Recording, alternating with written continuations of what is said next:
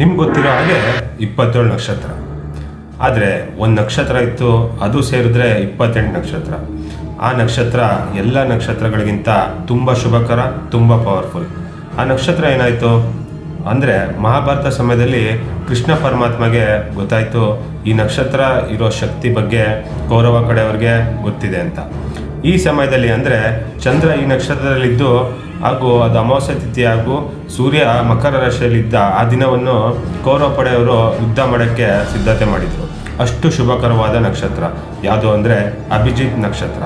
ಈ ನಕ್ಷತ್ರನ ಕೃಷ್ಣ ಪರಮಾತ್ಮ ಯುದ್ಧ ಶುರುವಾಗೋ ಸಮಯದಲ್ಲಿ ನಕ್ಷತ್ರ ಮಂಡಲದಿಂದ ತೆಗೆದುಹಾಕಿದ್ರು. ಯಾಕೆ ಅಂದರೆ ಅಧರ್ಮ ಮಾರ್ಗದಲ್ಲಿದ್ದ ಕೌರವ ಪಡೆ ಅವ್ರು ಇದನ್ನ ಮಿಸ್ಯೂಸ್ ಮಾಡ್ಕೋತಾರೆ ಅಂತ. ಈ ನಕ್ಷತ್ರ 6 ಡಿಗ್ರಿ 40 ನಿಮಿಷ ಉತ್ತರಾಷಾಢ ನಕ್ಷತ್ರ ಹಾಗೂ 10 ಡಿಗ್ರಿ 53 ನಿಮಿಷ ಶ್ರವಣ ನಕ್ಷತ್ರ ನಡುವೆ ಇರುತ್ತೆ.